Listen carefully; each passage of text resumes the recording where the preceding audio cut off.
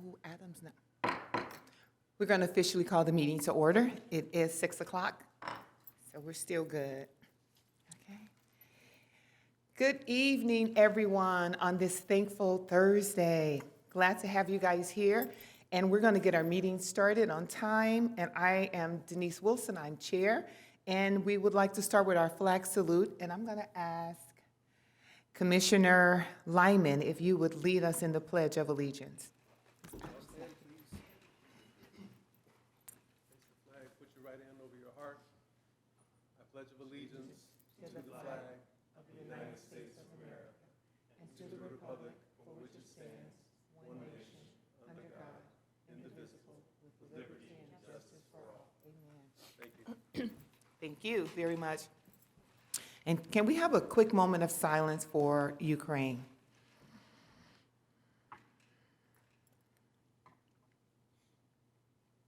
Thank you. We do the roll call? Yes. Commissioner Eventov is absent. Commissioner Faulkner? Here. Commissioner Harris is absent. Commissioner Lichters? Here. Commissioner Pastorian? Here. Vice Chair Steed? Here. And Chair Wilson? Here. Thank you. Thank you very much for that. Randy, do we have any? We're going to do the presentations now. And I would like to call for our first presentation, the Consider Quality of Life Master Plan, and with our consultants. Actually, Jackie? No? Chair Wilson, we're going to go back up to the presentation section and ask the representatives of the Temecula Valley Rose Society I do to have go ahead that. and give us the presentation. Thank you. Sorry about that. No worries. And Erica, I don't think we have any public comments, correct? We do not. So we can move to the consent calendar after that. Thank you.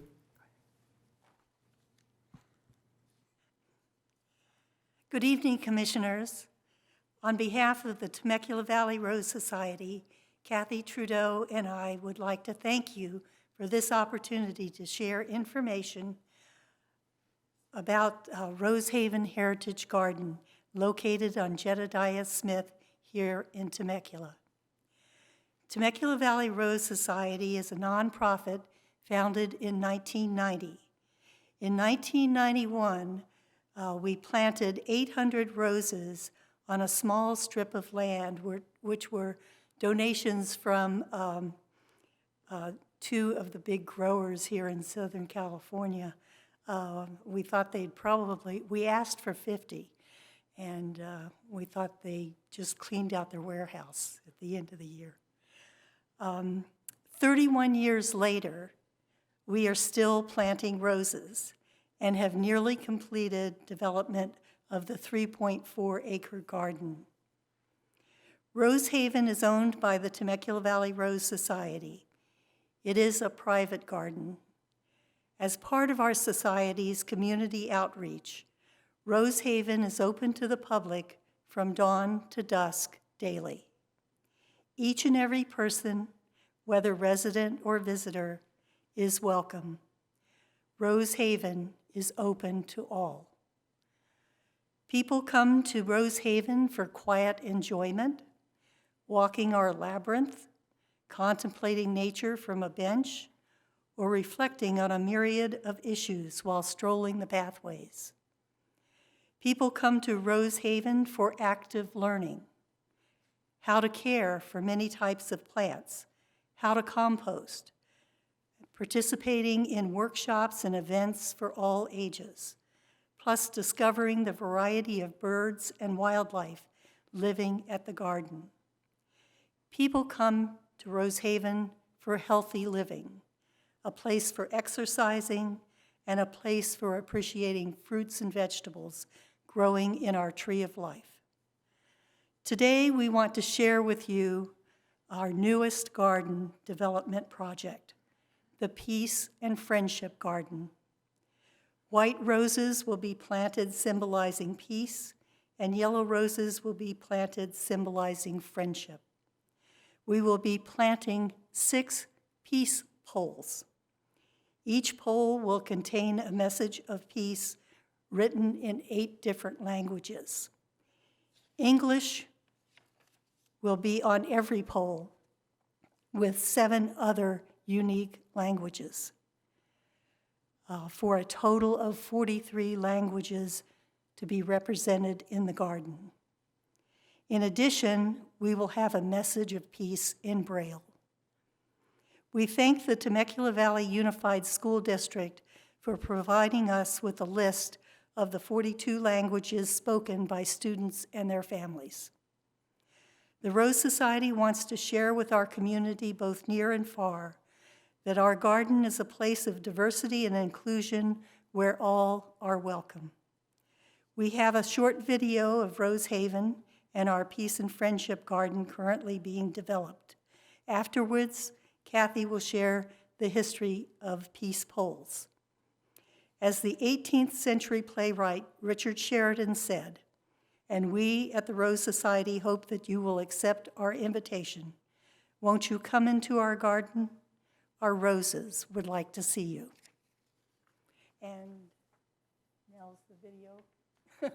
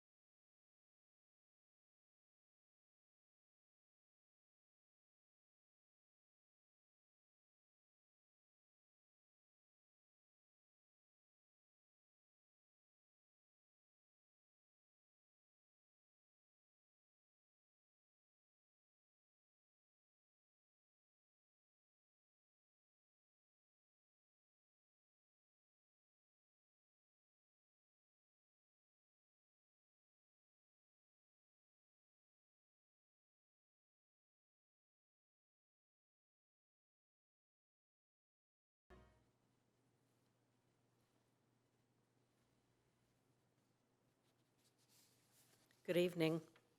My name is Kathy Trudeau, and I am on the board of the Temecula Valley Rose Society.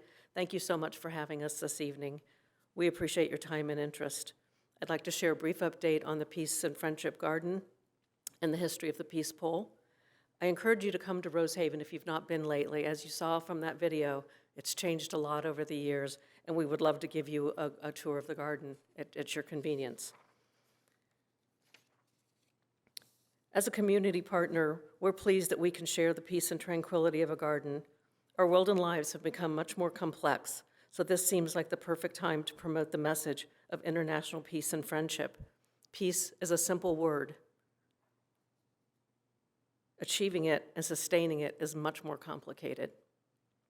The current situation with the invasion of Ukraine shows just how fragile peace can be. So although this was in the works for a year, the timing just really resonates with us. The Peace Pole and the Peace Rose both came about from World War II as a result of the devastation that people experienced through that. The Peace Rose was named such in 1945 at the end of the war and was first introduced at the inaugural meeting of the United Nations in 1945. So that's been an important symbol of peace across the world. Peace poles, the concept was developed by a Japanese man, Masahisa Goi, a philosopher and peace fighter, in 1955. And again, it was his reaction to what he saw happen during the war. So those seeds were planted, and a corporation or organization was created called the Peace Pole Project, and we are partnering with them in the peace poles that you saw displayed. So we, as Rebecca said, we will have 6 peace poles. They're 8 feet tall. They will have 8 languages on each, and we're really blessed that we have the school district that gave us all the languages, so we'll be able to get those translated, including Braille, and also with the Pechenga Indian tribe. So we're representing everybody in the community. We appreciate the support and recognition that the role the garden plays in our community. We have a fundraiser promotion going on, that we have banners in the garden. You each have a packet that you received. So we have opportunities for the community, businesses, whatnot to participate.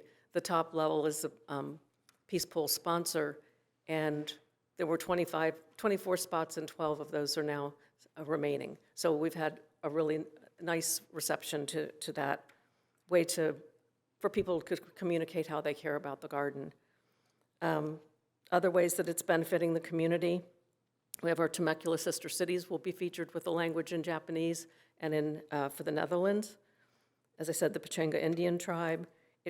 This garden creates a space for families, schools, and civic groups to visit, become more educated about the tangible meaning of peace. And there'll be a little free library there that is a Boy Scout Eagle project, and books that will be available for children and adults to borrow and bring back to us. It will also put us in an international status with the Peace Pole organization. We will be in their directory. So if somebody Googles Peace Pole, Temecula will come up, and there are over 250,000 locations across the world and on every continent. So it's an impressive group to be part of. In our literacy and community service, we just continue to want to reach out. As Rebecca said, our garden's about education in many levels. We will hold a dedication ceremony on International Peace Day on September 21st, 2022. You all will be invited, the public will be invited, and we just encourage you to promote that each voice for peace is one more voice for hope, and please help us grow our garden. Thank you for your time. Thank you very much for your presentation. And we will be putting together a tour, because I can see the heads nodding. They want to take advantage of it. So- Thank you so much for what you do and for putting Temecula on the map. Thank you. Thank you You're very welcome. much. Any questions? That's awesome. Yeah. Committee, do you have any questions, any comments? I should have asked that. You guys? Yes? Councilman? Well, first, thank you so much for turning your passion into a gem and a blessing for our community. I'm curious how you landed on this notion of a peace and friendship garden, where the impetus for that came from. And I'm just curious, just wanted to hear that. Well, probably 10 years ago, I started hearing about the Peace Poles. And we would have Eagle Scouts who would say they wanted to do a project, and I kept saying, you know, we could do something with peace poles, and no one was interested. And then in 2019, because the garden is now 30-plus years old, that we needed to do some major renovations. And when we still had some vacant areas within the garden. And so we have a lower garden and an upper garden. And so we decided to make the Peace and Friendship Garden up there. And so it has a beautiful view of the valley. And so we just kind of plugged ahead and with volunteers, and we've just been able to, we're making it happen. And so that, you know, it's just, with the garden, it often takes a long time. It's considered one of the longest performing arts. And, you know, we're coming into springtime when it's going to be in bloom, and it's very heartwarming to come and see these roses perform for all of us. Thank you. Any more questions? Yes. Commissioner Faulkner? No, I just want to thank you for what you guys are doing. It falls right in line with inclusivity and the things you're looking at as well. So I just appreciate what you're doing. Looking forward to coming over and visit, and hopefully use my hands to plant some roses as well. So I don't mind getting stuck. But just looking at the video, I'm like, the power of the peace of being in a garden. I'm just looking at the video and I'm relaxed as I'm watching it. So the power of that and healing and being in gardens like that is amazing. So I appreciate you guys having that here for all the citizens, and look forward to coming over and visiting as well. Thank you. I attended your ribbon cutting last year, and so it was just so beautiful to be there. So this next level of the Peace Garden being introduced to the Rose Garden is just going to be phenomenal. And again, what an appropriate time for all of this to come about. So everything happens for a reason, right? But thank you guys for all the hard work you do, and we'll definitely share your message and get the word out there and get you guys some more sponsors and have that taken care of. That would be really nice for us to share that. So thank you for all your hard work. We really appreciate it. Thanks for making Temecula continue to shine. We appreciate your hard work. Thank you. I love the presentation too, and thank you for reminding us that we did have snow in 2015. Yes. It was such an exciting time. I remember that, Yeah. definitely. Okay. Thank you Thank so you. much.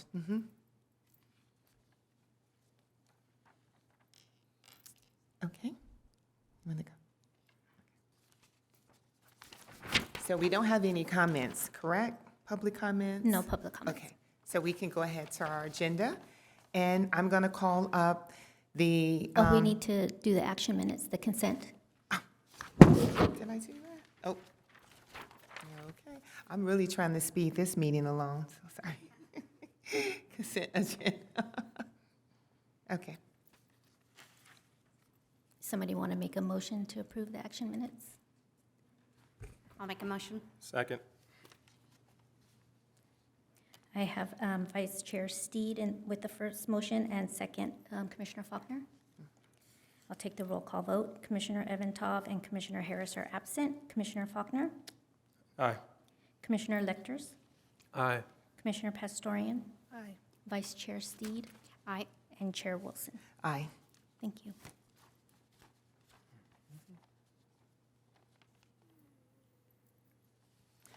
Now down to business. First item on the agenda is the Quality of Life Master Plan, and Mr. Peters is here along with the consultant. Welcome again. Thank you. Good evening, Madam Chair and Commissioners.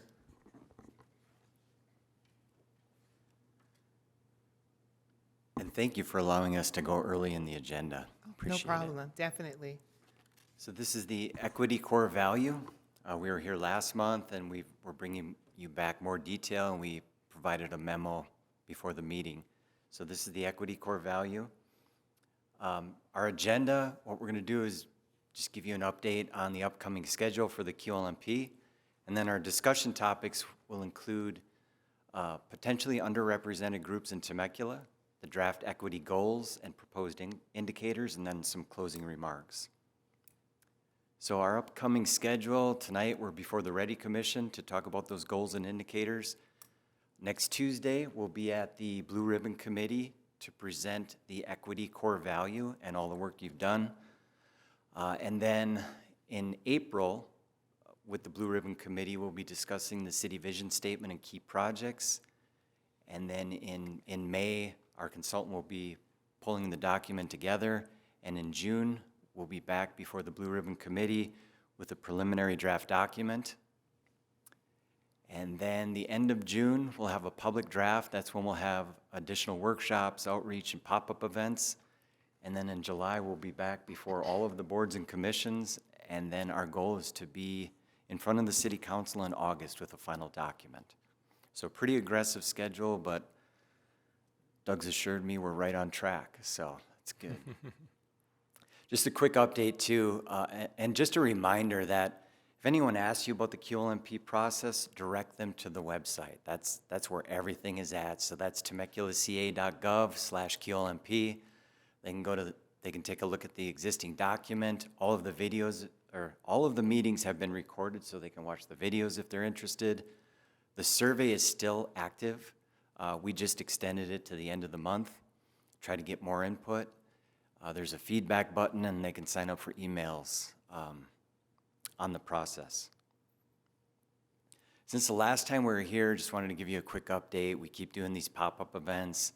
I was at the Somers Bend Sports Ranch, and then just last Saturday, we did a pop-up event at the Special Games, which is at Great Oak High School, and that was a fantastic event, a good one to be at. You can see the pictures there. The weather could have been better, but there were still a lot of smiling faces. I think there were 90 participants and over 100 volunteers at the event. I estimate we had about 40 people stop by to talk about the Qlmp. So those were local residents, their athletes that were participating in the games, and then there were a lot of high school volunteers. I was able to get them to come over and try to get some reactions and input from them. Just a summary of what they gave us in terms of feedback. One of the more popular things we have them do is just identify what they love about Temecula. And of course, city events and programs was at the top because of the event, the Special Games. People love the city parks and open spaces. Talking to high school students, they like them all. They love them all. Friendship Park is very popular, and then of course families and schools. So it's got a lot of good feedback. And then one recommendation, this is very specific, we got a recommendation or a request for an indoor facility dedicated to differently abled individuals and their families to play, compete, and enjoy without obstacles or fear of bullying, ridicule, or judgment. So I thought that was a great suggestion. We'll be bringing that to the BRC. And in April, that's where we're going to be talking about new programs, new buildings, facilities to put in the Qlmp document as goals to accomplish. Additional community outreach, I mentioned the survey has been extended to the end of March. We're going to be making one more final push to get community input. You're going to see things on social media, Facebook and Instagram. We're going to ask the mayor to make an announcement at the next meeting regarding the survey, and then we're going to be doing some specific contact and organization outreach. So if you see that stuff on social media, please share it. Please encourage people to take the survey. Our numbers are up. We're right around between 500 and 600 was the last I heard, and our goal is 800 plus. And of course, we need everyone's help, so please spread the word. And with that, what I'll do is I'll turn it over to our consultant, Doug Svensson, and he's going to walk you through the memo that was prepared and the goal statements and the indicators. Thank you. Thank you, Madam Chair, members of the Commission. I'm Doug Svensson with Applied Development Economics. We wanted to review this evening the new material that we've developed in response to your input in February. I'm going to highlight 3 areas: the groups of potentially underrepresented people in the community, as well as the new goal statements and indicators that go with those goals. So I've highlighted in bold here the new additions to this list. First, Black, Indigenous, people of color. Based on 2020 census data, just over 50% of the population in Temecula. We've added LGBTQ. We've also added teen parents down there midway through. As of 2019, a lot of these remaining indicators are from 2019 census data. That's the most recent we have for these indicators. Less than 2% of teens were married in Temecula. Disconnected youth, the census measures teens who are both not in school and not in the labor force. So neither of those connections. It's just under 5% in 2019 in Temecula. Multi-generational households, 4.1% of households included both grandparents and grandchildren, of which 3.1% also included the children's parents, so 3 generations in a household, and the others cases where grandparents are raising children. And then under special needs, we included autistic children, as well as the other areas here that we had previously had. So those were the additions on kind of the statistical side of things. But we also have recast the goal statements themselves, and I need to credit Commissioner Eventhoff, actually, with giving us a thorough editing and reading of the previous set of goals. And so these statements are actually directly from his pen. And I wanted to read through them just quickly. Support the fair and equitable treatment of all human beings in a just society, number 1. Number 2, foster a healthy and prosperous environment for all residents of Temecula and advance equity, diversity, engagement, and inclusion in the city's services, programs, cultural experiences, and community dialogue. Number 3, exhaust all methods of communication and outreach between the city and its residents when providing services and programs to ensure transparency and inclusion among all segments of society. And number 4, monitor the city's budget and resource allocation to close inequity gaps to ensure that the city's programs, services, educational pathways, and infrastructure meet the needs of diverse communities. I would like to pause there and have any additional feedback from the commission on these goal statements, any additional editing, or we went from 5 goals down to 4 in the effort to focus a little better, but are there any additional goals that should be expressed that are not included in these 4? Did you guys, no comment? I think you hit it on the nail. Yeah. Very good. Okay. So then we'll move on to the indicators that go with each of the goals. And maybe I'll go through the whole set of these because indicators that you might think of for one goal may show up under another, and then we could discuss how the whole picture looks.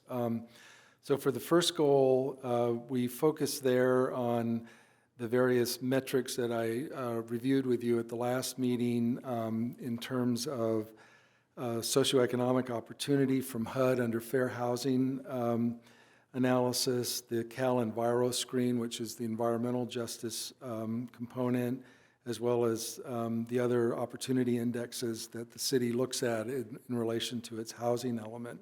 So a lot of the quantitative indicators will fall in here as kind of under the broad rubric of the first goal.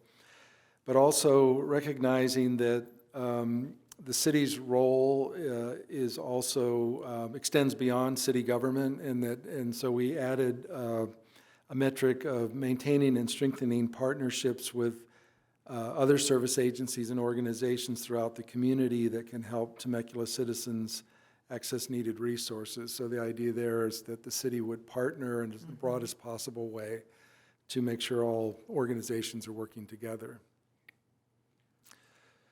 For the second goal, foster a healthy and prosperous environment, focused on tracking city participation in city events and looking to see where that participation can be improved over time. Again, partnering with community organizations to offer diversity of events and experiences for the community, and monitoring the number of affordable housing units, again, kind of referring back to the prosperous economic sort of component of this goal.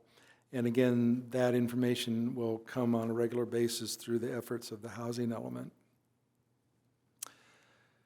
Under the third goal relating to communication, working continuously to increase the reach of city information channels. And as we discussed last time, the city does a lot of social media outreach and other kinds of outreach to the community, but making sure that those are reaching the entire community, creating the means to reach all underrepresented groups, and identifying and address any gaps in resource pages on the city's website for services to potentially underrepresented groups.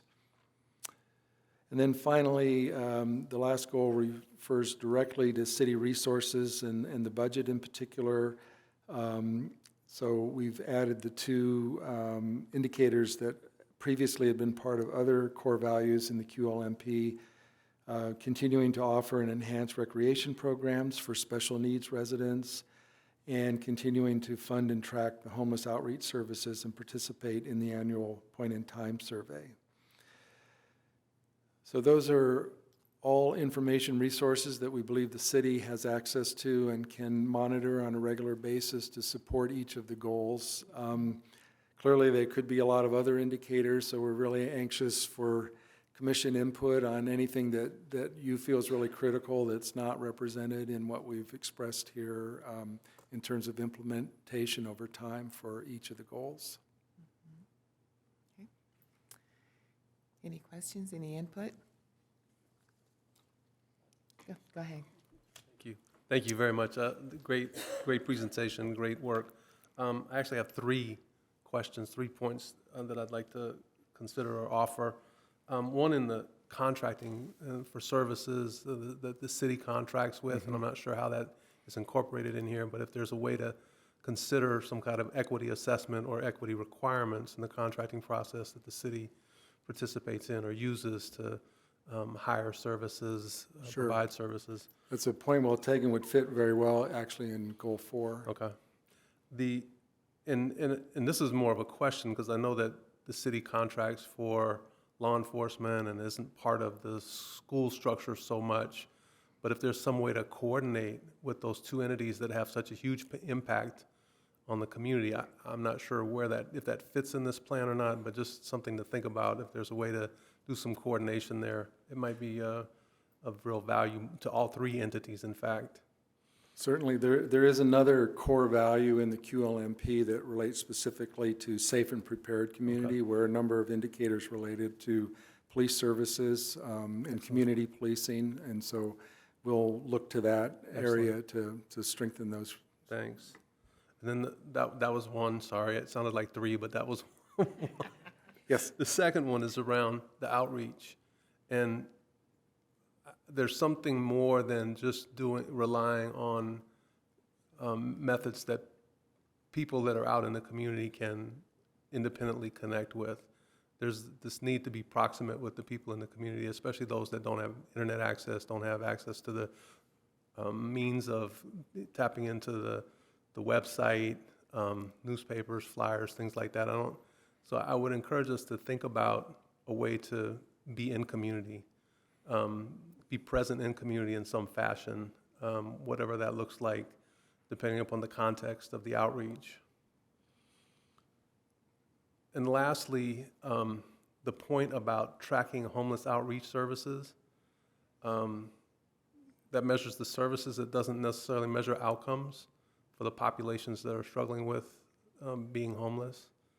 So maybe there's an opportunity to track outcomes for that population that are showing improvement or not, and might require us to think differently about our strategies. Very good. Thank you. Comments on this end? Good. Madam I just- Chair, can I ask a clarifying question of Yes. Commissioner Lecters? When you were talking about the contracting, were you getting at, if you can clarify a little bit, because I want to make sure I understand, are you thinking about, like, for example, in the federal space, they track tier 1, tier 2 contractors and subcontractors that are providing services to underrepresented groups. Were you thinking on that line, or were you thinking, I'm trying to understand where that's Yeah, coming from. I'm not familiar with that, the federal contracting process necessarily. I think that there are examples of using equity assessments in contracting processes to make sure there's language included in the contracts and the expectations of the service providers that align with our equity goals, equity values. And so figuring some kind of way to make sure that there's a lens on the contracting process and what we're, and the expectations of what we're purchasing that align with those values. I hope that made sense. I'd have to go find the thing that I'm thinking about, and there are examples of that we can share. Yeah, that would be great. I think I better understand what you're getting at. We do have standard language in our contract templates. So if you could provide an example, that would be great, that we can review and take a look at and run through our city attorneys and all that as well. But I appreciate the clarification. Thank you very much. Any more comments? Okay. Thank you very much for your presentation. Thank you very much. I think we've given you enough to put everything together. Absolutely, we really appreciate it. You're Thank you. welcome. Now we have our second presentation, and that is from our budget financial. I think she's here. Oh, fine. Thank you so much.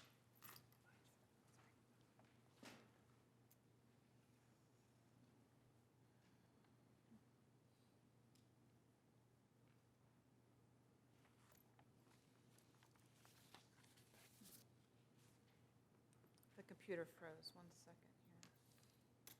It's okay, take your time. Help.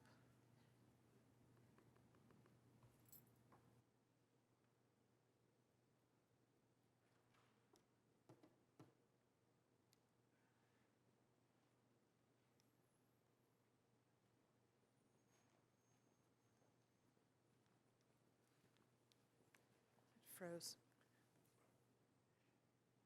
There's like a second imaginary screen off to the side. Oh. That's weird, it wouldn't go down. Okay, is it playing? It is playing. All righty, good evening. Thank you so much for having me tonight. I'm Jennifer Hennessy, the Finance Director, and I also have Tricia Hawk, who is our Budget Manager here tonight. Welcome. We are going to do a quick presentation called the Budget Engagement Session. And the agenda for the night is to go through very quick, high-level process of our budget, or our summary of our budget process, some key policies. I'll give you the highlights of our latest budget updates that we provided to the council in February. And then we have some discussion questions at the end. And the budget engagement sessions are something that we started last year, and I know many of you were part of that. That was sort of our inaugural start of these. And the whole point is to gain feedback from you all at the commission level, and then what you're hearing through the community to feed that back up to the city council through the proposed budget process. So I'll give you a preview of what the discussion questions are. So at the end, we'll ask, as a commissioner, whether you feel the city's investment in financial resources is in line with the community's priorities, and if so, which of the programs or projects are most beneficial to the community, and then if not, how could the city better align its spending with community priorities? So our budget process begins in January of each year, and that's when finance staff and departments do a thorough review of their current year's budget and look and see how the spending is compared to what was programmed, and if any revisions need to occur, then they bring that forward to the council for the mid-year update. We also update our 5-year financial projections for the city's major funds. And then any changes to the budget are presented to the council in February, and they adopt those changes, and that becomes our official mid-year budget. We do that for both the operating budget and the capital budget. And then also in both February and March, we're doing these budget engagement sessions with all 5 boards and commissions. And then throughout March and April, that's when staff works with their department heads and the managers, and they develop their budget recommendations that are then presented to the city manager, and then the city manager's recommendations are in the proposed operating budget and CIP, which is then presented to the city council at their budget workshop in May. And then any changes that the council may request to be added into the budget is then added in to the proposed, presented again to council in early June, and then they adopt the annual budget and the capital improvement program in plenty of time before the new fiscal year starts on July 1st. And then year-round, finance staff does ongoing monitoring and analysis of every department's budget, our revenues, just to see if we're in line with what our budget projections are and if any adjustments might be needed. So the overall process includes feedback and information from several different sources that go into the building of the appropriation recommendations, one of which is shown here in the middle box, which is the prior year carryover. So what this represents is if a project or a program was budgeted in a prior fiscal year and not quite finished, we want to make sure that that funding rolls over into the new fiscal year so the project or the program can come to completion. We also get feedback from the community satisfaction surveys. We did one, I believe, about a year or two ago, and we do those about every 3 to 5 years to get really the pulse of the priorities from the community. It's a statistically valid survey that's done by a consultant, and that feedback then comes back to the council and helps them understand what the major concerns are and what the higher priorities are for the community, and then they build that into their programming of capital projects and programs. The community, or the boards and commissions feedback, like we're getting tonight, and from all of the other boards and commissions, that influences the appropriation recommendations, as well as different master plans, the Qlmp, you just heard from Mr. Peters on that. All the programs and projects that are identified in these various master plans will make it into our budget recommendations as financially feasible. And then finally, city council policies. So they have several fiscal policies that really tell us sort of the roadmap on how we build the budget.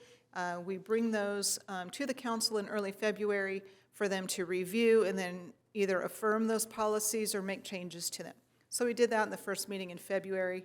And for the most part, they affirmed the policies that will be used in the building of the budget. There's a few key deliverables throughout the budget process. The first is called the preliminary budget, and this is a summary of all of the departmental requests, so all of the items that they're asking for. That gets presented to the city manager in the March-April timeframe, and then whatever he recommends moving forward is incorporated into the proposed budget, as I mentioned, presented in May, to the council, and that's where we will be including the feedback that we get from these budget engagement sessions back to the council. I'll summarize them. Last year I summarized them on an exhibit, and then several of the items were that we took into consideration into the budget. We added appendices, we added more information, things like that. So we'll do that again this year. And then finally, the adopted budget is what the council approves in June. And that becomes our legal spending authority for the next fiscal year. So unlike private sector business, where a budget is more or less a plan or a roadmap on how we'll spend, government actually have to adopt a budget in order to legally spend taxpayer dollars. So it's actually a legal document as well as a guide, a planning guide. So the policies I was mentioning that the council reaffirmed back in February, these serve as sort of a foundation on how we appropriate certain dollars. The first one is talking about the available general fund balance. So not to get too accounting-ese on you, the general fund is the city's primary operating fund. That's the fund that's used to pay for police and fire, public works, administration. It's an unrestricted fund so long as the money in it is spent for a public purpose. At the end of each fiscal year, we look and see how much fund balance we have. We allocate that fund balance first towards reserves, which we'll get into in a slide or two, and then whatever is left is called available. So it's considered one-time money. You wouldn't want to use one-time money for ongoing expenditures, so you want to use it for other one-time needs. So the council adopted this policy that prioritizes how to appropriate those one-time dollars. And the first priority is for public safety equipment or non-recurring programs, so one-time money for one-time use. The second is to put money towards our asset management reserves. So we have several funds set up to pay for the future replacement of the city's assets. So things like vehicles, heavy equipment, technology, facilities. So each of those types of assets has a fund. It's more or less a savings account. We put money in throughout the life of that asset. So if it's a vehicle, it's a 10-year-long lifespan, we'll put in 1/10 of that vehicle's cost so that by the time that vehicle is due for replacement, the money's there to pay for it. And it doesn't come out of our operations. So a good one-time use of general fund balance would be to feed or seed money into those replacement funds. Third are capital improvement projects. Those are, any large infrastructure project. A capital improvement project's defined as something that's cost more than $30,000 and has a long useful life. So buildings, roads, bridges, things like that. The fourth is to pay down our unfunded liabilities related to pension and other post-employment benefits, which is basically retiree health costs. And then the last one is to either pay down city debt or invest in something that is creating an avoidance of any future debt. So those are the priorities for the available general fund balance. There's also a policy that was put into place back in 2017 when Measure S was implemented. And as a reminder, Measure S is a 1-cent sales tax that the voters approved back in 2016, became effective in 2017. And the ideas for Measure S follow, or the appropriation guidelines follow what the ballot language stated back when it was voted on. And the first priority of Measure S dollars are for public safety purposes. Second is more asset management funding, capital improvement projects, and then finally general services, or how we utilize the funding, which is for community services. And you can see, as of February 22, Measure S appropriations are totaling just under $52 million. The majority of it right now is going towards capital projects. When we closed out last fiscal year, we had a pretty significant fund balance, so many new projects were added at the mid-year, increasing that percentage for capital projects up to about $27.5 million. And you can see the distribution on that pie chart changes as we have higher costs on capital projects, but as time goes on and the cost for providing public safety services and community services increases, there will be less and less available for capital projects. So we kind of monitor that as we go forward.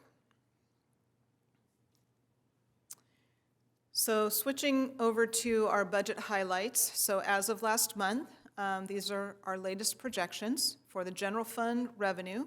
We're looking at just over $102 million. That does include $7 million of the federal ARPA, or American Recovery Plan Act funding. The city's utilizing those funds to pay for public safety services. The chart, however, shows it's net of ARPA funding. So ARPA funding has been excluded from that, just to kind of show you the true trend that we're seeing in revenues and expenditures. The two takeaways from this chart are, one, that the black line, which represents the revenues, is higher or exceeds the expenditures. So that means that we are structurally balanced for all 5 years of our projection, so we have adequate revenues to cover the expenditures that are being budgeted. The other thing to note is you see, if you look at the black line, you can see how it dipped in fiscal year 1920. That was due to COVID. It looks like a pretty significant dip there, but it ended up really only being about 3.5%. So the city really actually did very well through COVID. We had projected losses closer to in the 9 and 10% range, but actual drop was only about 3.5%. And then you can see in 2021, we've rebounded right back to where we would have been, that trajectory of the revenue growth prior to COVID. And then it just kind of continues on. So revenue is still very strong in the city, and for all intents and purposes, we expect it to remain strong, knocking on wood. And most of the revenue comes from sales tax. As you can see, it's a little over, well, not quite 50%, but it's quite significant. And then on the expenditure side, as I mentioned, the general fund pays for police and fire, public works, community development. You can kind of see the percentage breakout here on the pie chart. Total expenditures are projected a little over $84 million. The majority is for police and fire, public safety, in line with the community's priorities as well as the council's priorities. And then this slide, so I mentioned earlier that we set aside a certain amount of our fund balance into reserves. So we have two reserves. One is for economic uncertainty, and the other is called our secondary reserve. And those are set by council policy at 20% of the operating expenditures for the reserve for economic uncertainty, and then 5% for the secondary reserve. And the uses for those reserves vary, but it's primarily for any kind of massive economic downturn, any unforeseen acts of nature, major disaster, things like that. As far as I know, our city has never had to utilize reserve funds to balance the general fund. Even through the Great Recession or through COVID, we've been able to absorb those losses by reducing down our operating expenditures, which is ideally what you want to do. So luckily, our reserves are fully intact and projected to remain fully intact over the next 5 years. The chart illustrates our projected fund balance, which is shown in the blue bars, and you can see that it continues to climb up until about 23, 24. And then just for good measure, when I do the 5-year forecast, I usually will include in either an economic contraction or an economic recession. Business cycles are what they are. There's usually a contraction of some sort every 10 years or so. So I make sure that we are conservative in our projections and include those economic trends that occur. So, but over the next 5 years, all things being equal to what they are today, it looks like we are in very strong fiscal shape going forward with adequate fund balance and reserves fully funded. This is a snapshot of our capital improvement program. And remember, these are the large infrastructure projects, road projects. For a city our size, we have a very large CIP budget of $720 million and just under 100 different projects. Of that $720 million, over $600 million is funded, meaning we've identified a funding source either via city funds or predominantly grant funds, actually. So just about $119 million has not yet been identified, and those are projects that have started. Maybe they're doing design, but they haven't secured funds for the construction. So the unspecified funding sources occur out in the later years, giving us time to secure that funding over time. So some of the major CIP projects that are in our budget right now, The biggest one we have is the French Valley Parkway Phase 2. This is a project that we successfully were awarded $50 million of a federal infra grant probably 2 years ago, 3 years ago. $138 million project. This is typically a project that Caltrans would do. However, the city has stepped in and secured the funding in order to improve the flow on our I-15 freeway. And there's several projects in here that touch the I-15 freeway that would normally be done by Caltrans, but the city has taken the lead to ensure that those projects get done. So we've got the French Valley Parkway, there's the Murrieta Creek Bridge at Overland, just over 26 million. Nicholas Road, 20 million. The pavement rehab project, so that's an annual project where monies are put in to redo our road network.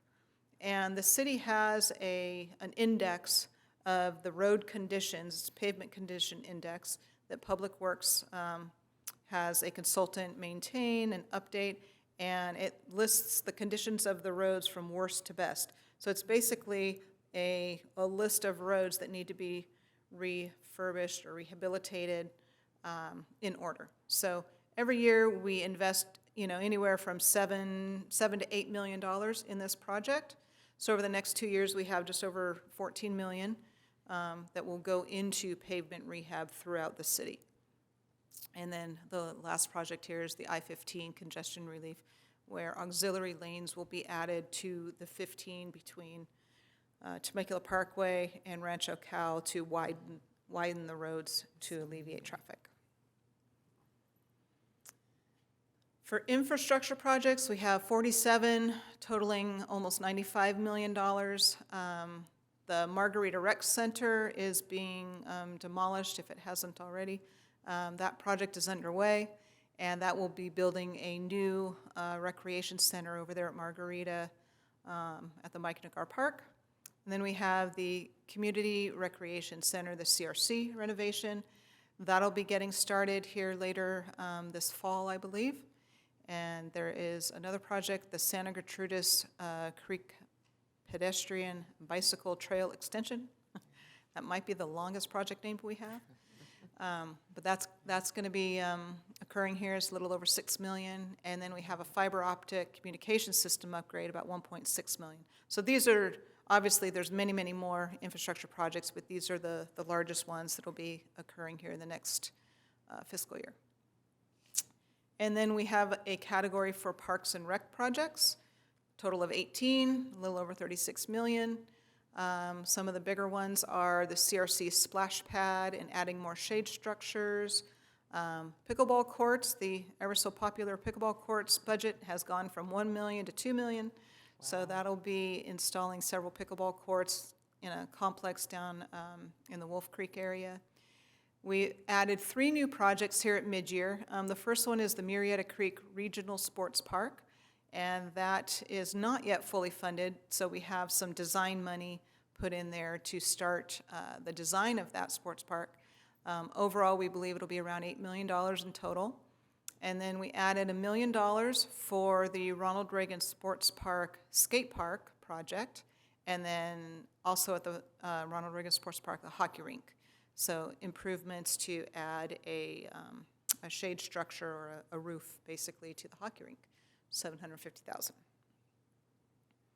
And then finally, we have 2 affordable housing projects that are in various stages of development or securing. Las Haciendas, I think they had the, what do you call it? Not ribbon cutting, but the opposite when it starts. What's that called? Groundbreaking, thank you. The groundbreaking, I believe, on that occurred recently. And then the Vine Creek Affordable Housing Project, we just added $4 million to that project to hopefully get the funding secured for that development. And last slide here. So recently, the City Council has invested quite a bit in the workforce for the city, not only adding positions, but also looking at salary comparisons to the region and making some adjustments in both salary and staffing levels.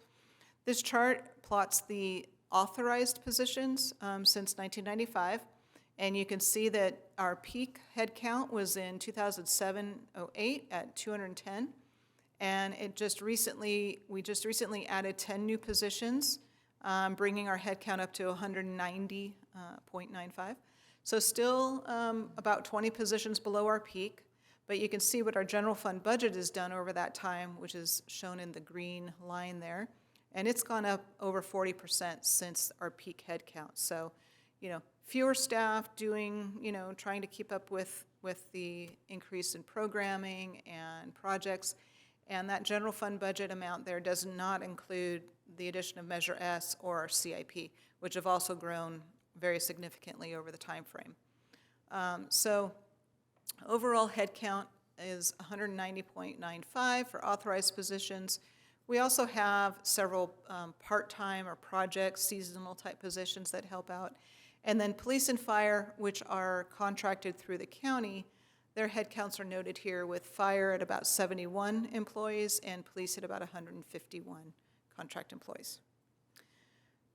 So with that, we go back to the discussion questions. So again, as a commissioner, do you feel that the city's investment of financial resources is in line with community's priorities? And then if yes, which programs or projects are most beneficial? And then if not, how could the city better align its spending with community priorities? Okay. Thank you for your presentation. Anyone want to start? Okay. Thank you very much for the presentation, and I'm going to start because all of my 6 months in Temecula, my observations will probably be fewer than others. The answer to your first question is yes. I feel like the investments are correct and right, and coming from the East Coast, I am so impressed by the roads here. It's a pleasure to drive in Temecula. The outdoor space is remarkable. The parks are amazing, and since we came here to be with our grandchildren, that's particularly important to my wife and I. The question I have, though, in driving around and observing, and forgive me if I don't know all the areas of the city yet, but it seems to me that there's a difference once you go to the other side of the freeway. There's a difference in the park space and the aesthetics of the outdoors. I'm not sure about rec centers and things like that, but it seems to me that there might be some attention paid to the west side of the freeway, if I'm getting that correct. Is that, yeah, the other side of the freeway is the west side, right? So it just seems like, and that's just that's a non-scientific observation just from driving around and being in that part of town. So otherwise, absolutely, those are the things that I would see as priorities. Thanks. Great, thank you. Commissioner Steve, I think you wanted to go next. Yes, I definitely agree with that statement in regards to the west side of the freeway. I think we definitely need to put some more resources over there. I know that the Boys and Girls Club Center has somewhat temporarily closed, so hopefully we can get some action back over there and some resources for them, along with possibly having a park or, some outdoor areas would be great. I know we're continuing to build there. Habitat has a project coming in there in the next year, so it would be great to see more infrastructure in regards to needs for those families. In regards to the non-departmental expenses, what does that cover? So non-departmental incorporates, primarily it's our debt service that we pay. So we have a loan, if you will, for the construction of this facility and of the MRC project. So we have a little bit of debt on that project as well as this. So we pay about $2 million annually for the debt service, principal and interest, kind of like a mortgage payment on those two loans. Okay. And then we pay other smaller things, what's it called, property tax, administration fees. So fees and costs that are generic to the city as a whole and not specific to an individual department typically go in our non-departmental category. Okay. And obviously, our biggest priority is safety, and then it kind of comes down to community events and just providing services to people. You did mention that, you know, because of the business cycle and coming up in the next few years, there's a chance that we'll hit a recession or some kind of an adjustment. How does that affect the budget? I mean, obviously, Temecula has money and it's looking good, but I mean, what gets cut? What gets affected in your experience? Well, it always becomes a council decision. So different recommendations will be made through the city manager's office. But why we incorporate that projected drop in revenue is so that we can contain our cost growth now. So if, for instance, we did not include a dip in the economy in our revenue, we might project and hire more people now that would not be able to be afforded when that dip in the revenue occurs. So we try to make sure that we maintain a structurally balanced budget through our projections. Now, in the event that you had a major downturn in your revenue and you did have a structural deficit, that's where the secondary reserve comes in, and we can utilize that fund to cover the budget gap for a 2-year period. And that gives us time, this is per our budget policy, that gives us time for over those 2 years to reduce our operating expenditures in, I mean, there's many different ways you can reduce operating expenditures. You can, you know, take on things in-house, do it with existing staff where a consultant may have done it before. We can change our staffing models. We can, you know, there's many different ways to save money. It just depends on how much and how deep the cut might have to go. But all of those would come through budget recommendations to the city council, and then ultimately the council makes the decisions on where cuts and/or where growth occurs. So it works on both sides. The council makes the ultimate decision there. Okay, great. Thank you, Jennifer. Thanks. Yep. Commissioner Faulkner? No, I would like to echo what Commissioner Letkers has stated. I want to reemphasize this side of the freeway, Pujo Street, in regards to some more resources there. So it is where a lot of our low-income housing is. In addition, when I look at those amenities there compared to the sports parks and the other parks we built up, I see a difference. And some of them may not have the transportation to get their kids to the more built-up parks. You know, I know the park here in Old Town is really nice, but the traffic and everything to get to that park and get their kids over here, I don't think it's fair to those citizens. So really looking at that area and seeing what we can do from a financial standpoint to pump some things, and that may be something in the future already there. I just don't know what it is. But again, to pay attention to that. One of the maps that the Qlmp team put up was a air quality map, and what it showed was in this area, in that area, there's issues with air quality. Not that it's bad, but if you look at our city, it's the worst in our city. So the optics of that don't look good when you know that the more of our lower income personnel live there. So what financially or what can we do to try to make that better? And I don't know if there's anything we can do, but something that come up. And during COVID, we have a lot of empty buildings now, businesses that closed down and shut down. And I don't know the process, but I mean, what financially in the budget we can do to support business owners to try to get those buildings filled in again. Because if we don't have those buildings filled with businesses, there are no opportunities for citizens to work here in our community. So how do we utilize the budget to look at that and see if there's an opportunity to help business owners? Because we've lost a lot of jobs because of COVID. People don't want to go back into the workforce because they're becoming entrepreneurs or doing other things, but the options are declining because people are trying to come back out of this. So how can we help them, and what thing we build into the budget to support that as well? And I may have missed it. The Murrieta Creek Sports Park, where is that going to be located at? The Murrieta Creek Sports Park. So it's basically on the border. It's off of Jefferson, on the border of Temecula and Murrieta. Okay, There's kind of like a detention basin Yes. there, so Okay. it's in that area. in that area, okay, all right. So, that was it for me, thanks. Great. So I was smiling as you were talking because I was along the same lines.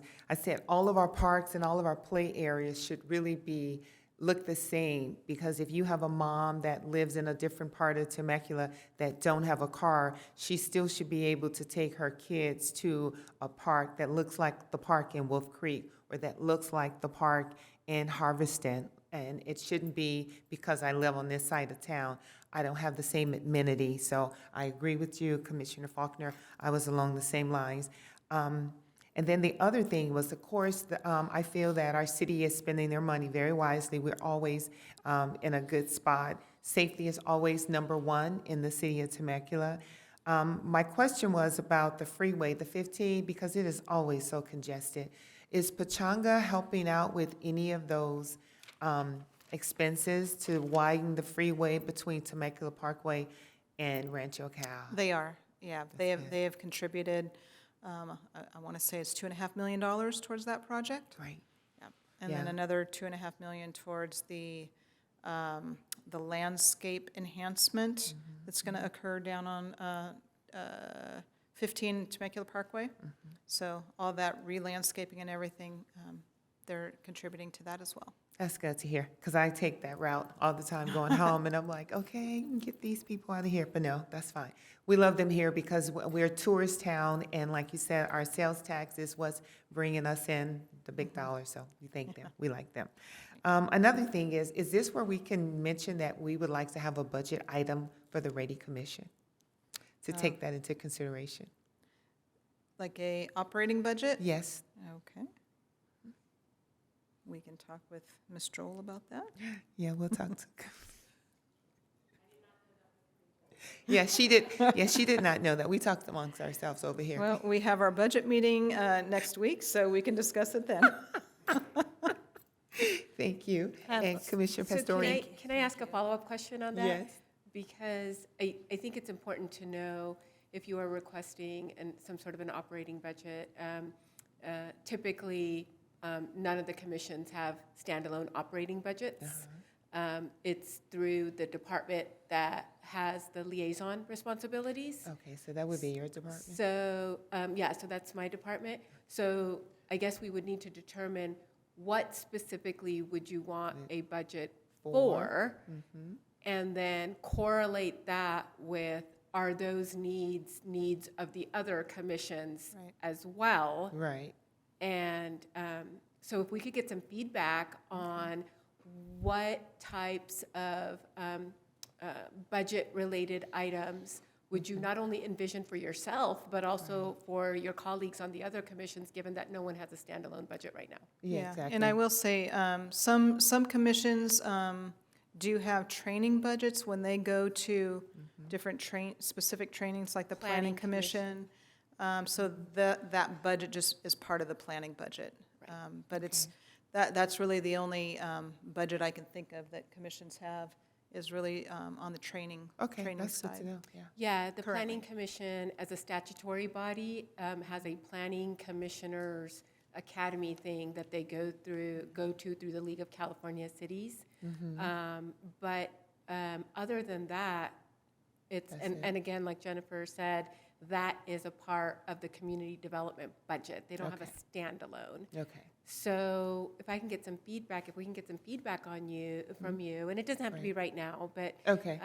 even via email or whatever, on why we would need a standalone budget, Yeah. what that would cover. And I don't think, definitely not a standalone, but just a budgeted item under your department, something like that. But we can talk and see what we, for training or something like that to continue to enhance the REDI Commission or the training, the events that we may want to go to bring back to report on. Okay, all right, yeah, we can definitely do that. So I think, Jennifer, what I will do is maybe I will agendize, given that it's not on the agenda tonight, and I'm mindful, maybe I'll, on the next agenda, have a standalone item for the REDI Commission to provide input on the types of budget-related items that commissions might need Do you guys meet monthly? We meet monthly. Is that going to be too late for your budget? It might be, Okay. but, I mean, we can always add it in between proposed and adopted too. So Okay. I think that's a good idea. Continue it that way, and then you can bring us the feedback Okay. after that meeting. Okay, and then we would probably want to get some sort of consensus with the other commissions as well, if that was a route that the city council chose to go down. Correct. Okay, sounds good. Thank you. Thank you very much. Yes, Pastorian. Thank you. Sorry. So two things. One, I think, kind of dovetailing on that conversation a little bit would be maybe a budget item in terms of events and such. And as we obviously are starting to enter into our Culture Fest, would that be something that we can look at towards incorporating annually? Budget events, or is that what you're saying? Right. That would probably occur in the TCSD, or Community Services budget. Got it. Okay, Yeah. perfect. Thank you for that clarity. In terms of what you put together, and certainly the question, and by the way, your presentation was phenomenal. I know a lot of time and effort and data collection goes into doing that, and Thank it's you. appreciated. One piece that I was curious about in terms of, kind of to that first question there, in community priority, we know that Temecula is looked at certainly for a lot of our parks and rec and the inclusiveness that we provide and market to others to come here. One of those sub-areas is obviously our diverse group of special needs and how embracing we are towards that, and it's reflected in our housing and our parks and everything that we're providing in community service as well. I'm curious to know, kind of on the same lines of parks and rec, and certainly in the infrastructure projects that you have going, is it possible to create an allocation of funds there specifically directed towards special needs things? And what I mean by that is perhaps there's a park, kind of like similarly that they were speaking of, my colleagues were speaking about on the west side of the freeway. Well, let's say it was not the west side of the freeway and just Wolf Creek Park, rather than going to Friendship Park or Margarita Park, rather than going to what we know is our inclusive park of friendship, just making it more accessible for our special needs community. If there's a way to do that, I think that would be targeting some of our community priorities, as we know we have a high diverse group in that area. An area of need. Okay, Perfect, thank you. Is that it? any other questions? I think that completes All it. right, thank you very much tonight. Thank you for being here.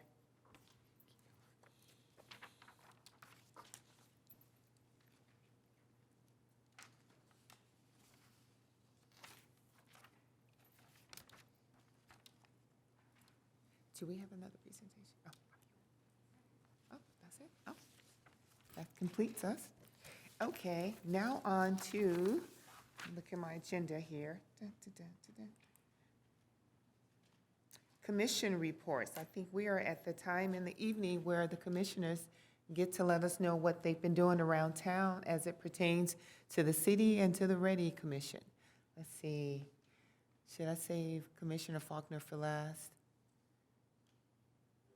Okay, so Commissioner Pastorian, would you like to start us off?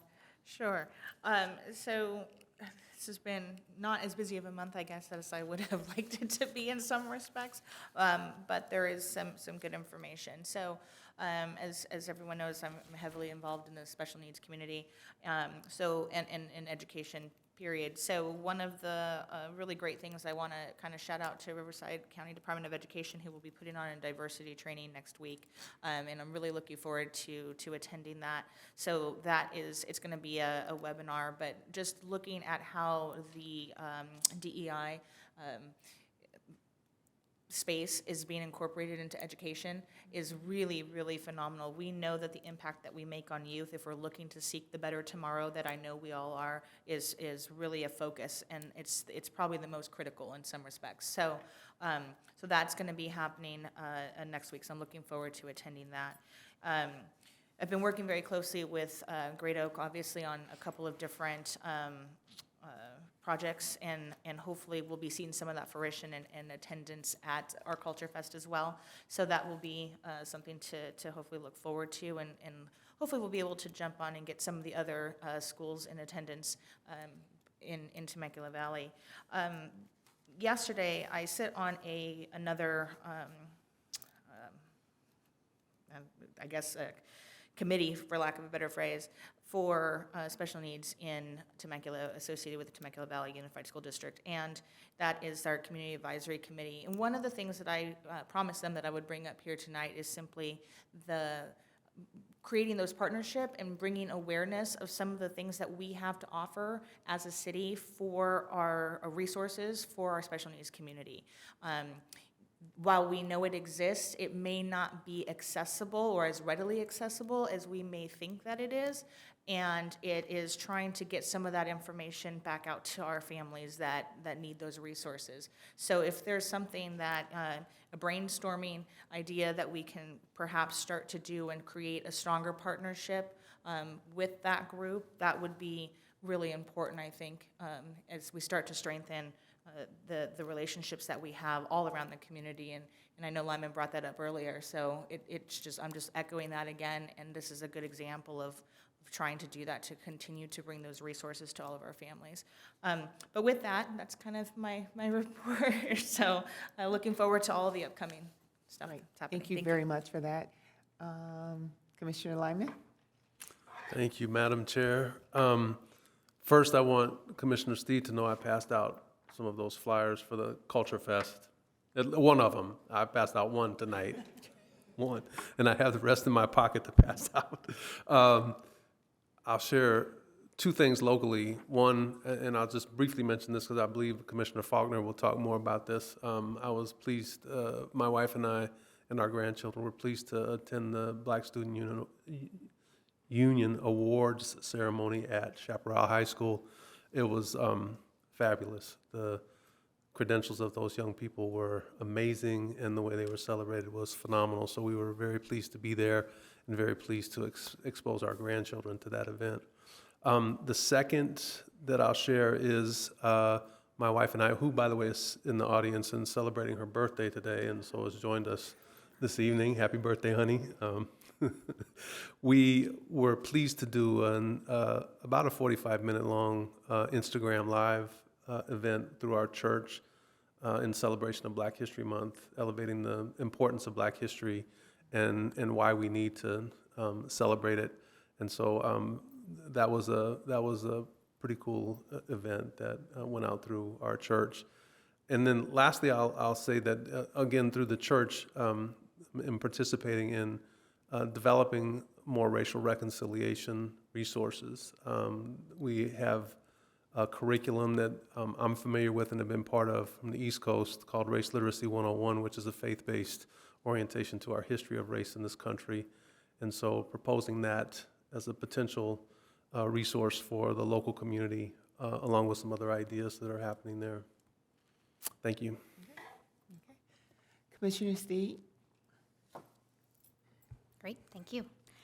So I did attend, Temecula Valley High School has an American Sign Language Club, and I did attend there last month, and such a diverse group of young people that have hearts of gold and just so interested in learning and listening and having empathy towards people that need our help, right? That need resources that don't necessarily have. Randy and I went back and forth on a couple of emails. I did get that information yesterday, so I will forward that to you. In regards to, they were trying to get a bill passed for if somebody that staff is pulled over by the police department, that they might have a special sign or sticker on their car that shows the police department why they can't respond in the way that they might need to. So a great conversation about that. And what was really great was that I got the opportunity to let them know that REDI Commission exists, because of course they're kids. Even the teachers, though, had no idea. And so they were really interested in that and just getting more of an idea of what our city has to offer them and our community. Then I also took part, MSJC has a class that is put on, it's called Intro to Nonprofits. And so they had a conversation 2 weeks ago in regards to barriers, and they invited me to be part of that. It's all done via Zoom, and what's so great is you're surrounded by people that have a true nonprofit heart, or that are interested in nonprofits and being part of that world. And they were incredibly interested in what REDI does. the conversation about barriers that they're going to come up against when they're putting together their nonprofits and the people that they're serving as their nonprofits, what those barriers are. So it just continues that conversation for us all to be able to have that and again, show empathy and realize that those needs are out there. But we are surrounded by a lot of really, really great people, so we're very fortunate. And then I did attend the Summers Bend grand opening, stunning, I believe, 22 acres. That was amazing, beautiful. I mean, I drive by there on Butterfield, and I already see people in the parks just utilizing it. So it was absolutely just stunning, and what a great turnout from the community as well. And then, of course, I was at Chairman Wilson's Rock Your Red event, which was phenomenal. You did an amazing job, so thank you for doing that every year. The message that you get out there, the information that you get out there is very, very valuable. So I appreciate that. Thank you. Very much. Thank you. Should I go before you? No, Falk? you're the chair, you always go last. You let us all go, and then you end it out. Okay, go ahead. All right, boss. So thank you for the opportunity. Glad to be here tonight. I had a couple things. I got my timer set, so I'll make sure I'm not long-winded. So I had a chance to attend a Black History-inspired fine art show at Hera Hub. A young lady who's an amazing artist, had some great presentations, charcoal drawings. Trying to get her linked up with the city to display her art as well. She's a local talent. Would be amazing to get her connected. I'm actually getting her to sign up for the cultural festival as well. So she's already applied. She let me know she applied. So Commissioner Leckers, I got 2 cards passed out. So I'm up on you more. So with the Blue Ribbon Committee for the QLMP, we talked about the values of safe and prepared community and accountable and responsible government. Went over the goals and indicators and really honed in on how to solidify those for the final document. So just to let you know, and we'll be talking about the equity value statement come next week to really work with the Blue Ribbon Committee to solidify that value statement as well. Additionally, I want to give a shout out to the community services. I attended 2 events at the theater, the Hiplet Ballerinas and the Jackie's Boy tribute to Marvin Gaye in Motown. Amazing, amazing.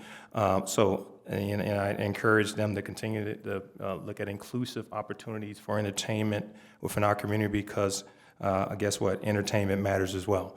So we want to make sure we have opportunities for people to come and enjoy that amazing theater that we have here as well. So again, with Commissioner Leckers, we were over at the Black Student Union event, and it was amazing. I just want to say this is, Women's History Month. Our young ladies are killing it. The Black Student Union, those grade point averages, I went home and made sure my report cards were burned because I wouldn't even want to sit it next to what they're averaging, what they're doing over there. They're doing amazing work, and our women are killing it. Our young ladies are killing it, and our young men need to catch up. That's all I can say, because there were like a couple represented, but most of the representatives at the BSU were our young African American women who were really making a difference and really focused on their education. So that was a great event. I made a mistake and went to Great Oak High School I was going for the special games, but had it wrong on my calendar, and I ended up at the Drumline event they had over there. So I stayed, Drumline, that old movie, that was amazing. So I thought it was going to be the same, and those kids were getting it. But it gave me an opportunity to speak to some of the parents there as well about what we're doing as REDI and really sharing what this commission is here for them, and really making an impact for them in the community and giving them a voice. And I am running into a parent, African-American parent of a young boy who's involved with the STEM program, and had a conversation with her. She moved down, really was struggling with the transition, making a connection within the School of Great Oak, and then he got introduced to BSU.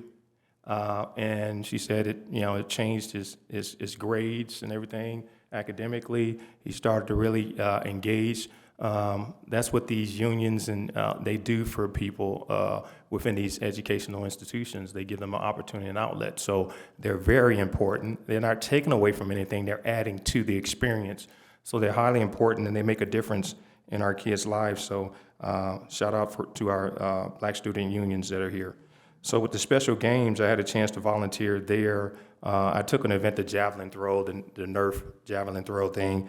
So I'm sitting there, I started off singing the national anthem to set it off and bring it up right because they were going to do the pledge, but they didn't have a flag. And I said, yeah, I normally do it, I'll do it. And sat there stressed out trying to remember the words because, I got in front of these people and I start sweating. So I'm like, let me just focus on the words.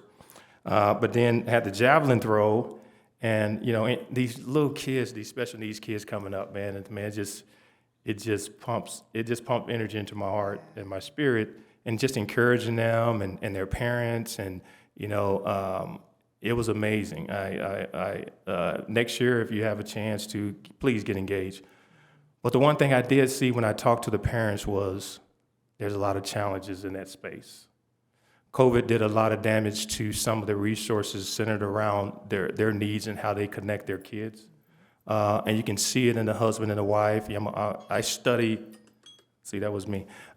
So I like sociology and studying people, but you can see the family is torn apart, and the struggles of taking care of special needs kid and the resources that are locally and not having to drive to Riverside County to get things and making sure they're there to support them. You had people that said, this city does a great job. From where I came from and coming to Temecula, lots of resources, but there were several that said the resources are not there for them. They have to go to Riverside County for that support.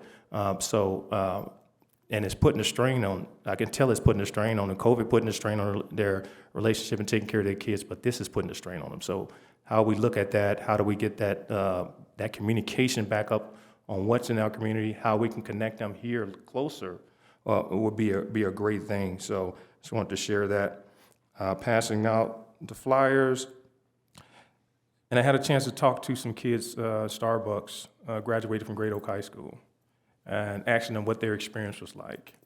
And not only did the older sister say, I was bullied when I went to school, when I graduated school within the Temecula Valley Unified School District. And I talked to the brother says he experienced the same thing.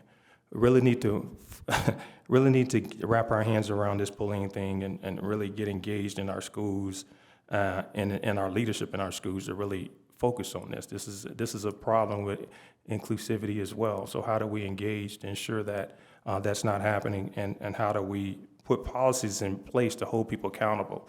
Because bullying has gone to another level now. It's not just in your face locally here, but when someone can get on social media and send it out to the world, and that kid's out in a store with his mom or dad shopping, and someone's pulling up a camera laughing at them in that store, the mental anguish that puts on our kids. And that was, just tough hearing that. But just know we have problems that we need to really root out and continue to focus on as well. And then today, I went to the library, set up an appointment to meet with the manager over there. They got some great programs over there. I just read a couple things they're setting up over there to be inclusive and ensure that all kids, when they walk through that door, have an ability to reach out and connect. They have a diversity, colors of our world. They have Overcoming Racism, a pamphlet that shows you books that talk about that. They have 60 books about talking about different cultures around the globe. They have one that's talking about anything but typical, books about children with special needs. It's Just Like You, books about children with physical challenges. Books boys think are awesome. Bully Free, The Way to Be. LGBTQ, books celebrating diversity. Hispanic Heritage, and Gutsy Girls, celebrating women in history. So if you haven't had an opportunity to go to the library or take your kids to the library, our Temecula Library is amazing. It is the #1 busiest library in all of Riverside County. So the people are coming. And again, they have an inclusive story time on Thursdays at 4, where they bring in all ages and abilities and just do different events centered around inclusivity. So it just lets you know that when we talk about inclusion, our city and the things that we do here are really focused on ensuring that people feel like they're belong in our city. So with that being said, I'll turn it over to you, Chair. Thank you so very much for that full report. I was looking forward to it. I knew it was coming. You know what? I just wanted to say, we had an event at Rancho Community Church, and Pastorian, you can definitely relate to this. It was for special needs kids. It was a prom. And Rancho Community does this every year, and they had, actually this year, they had a waiting list because you need to buddy up with somebody when you come to this special prom, special needs prom. But they got everybody, every kid that wanted to go was able to be a part of it. And I worked with Miss Yvette Martinez, and we got 2 of the students from the Mary Phillips Senior Center that normally comes I think the first Friday of the month, they have something for the kids with special needs. So 2 of them got to experience prom. And if you have ever seen this event, they roll out the red carpet. They have people that have donated dresses, prom dresses, wedding dresses, and all of that. So we were able to sponsor some kids to do that. And I would really like the city to partner maybe with Rancho Community Church and make sure every special need kid in our area that want a prom will be able to go to this prom. And they escort them and they hang out with their buddy, so the parents have a date night or they're able to go somewhere and just have an evening to themselves. So that's just something that happened. And then yes, Rock Your Red for heart and stroke awareness. Commissioner Steed was there and Councilwoman Mary Ann Edwards was there in support. We had over 140 in attendance for that. And then I received a proclamation for Heart Health Month for the month of February by the city of Temecula, so I was very happy for that. And then I attended a housing diversity webinar, and we really are trying to bridge the gap of generational wealth. And we all know that the spectrum is very low for people of color that own property. So there's different classes for that. So hopefully we'll be able to share the link, but just for people to be aware of generational wealth, where the gap is and what we need to do and what services are available to people of color so that they can start buying more properties and build that wealth for their families. And then we had an active shooter class right here.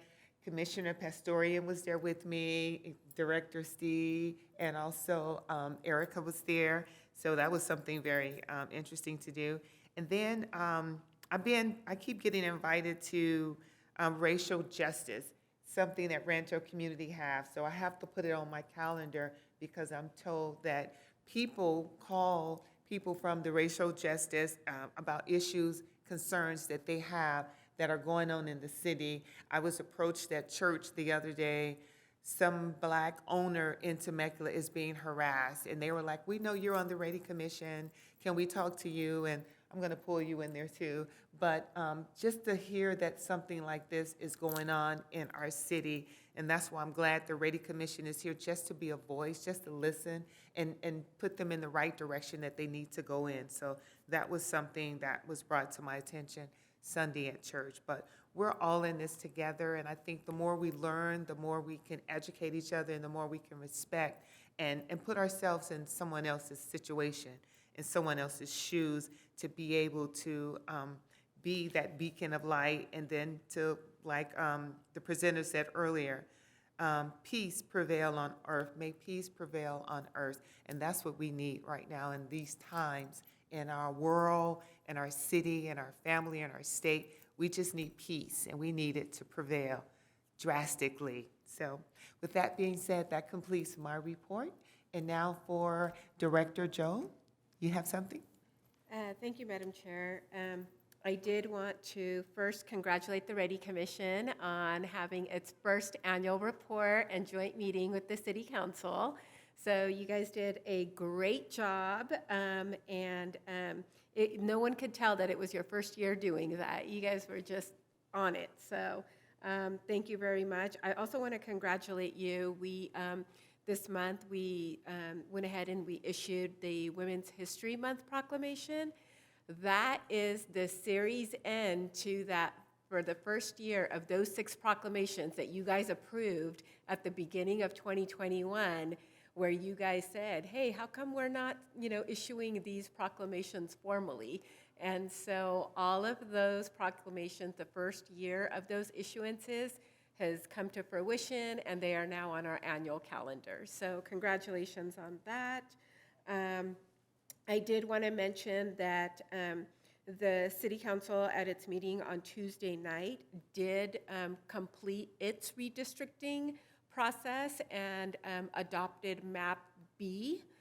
So from an outreach perspective, we will be reaching out to all segments of our residency and letting them know, which district they reside in, when their election year voting is going to happen.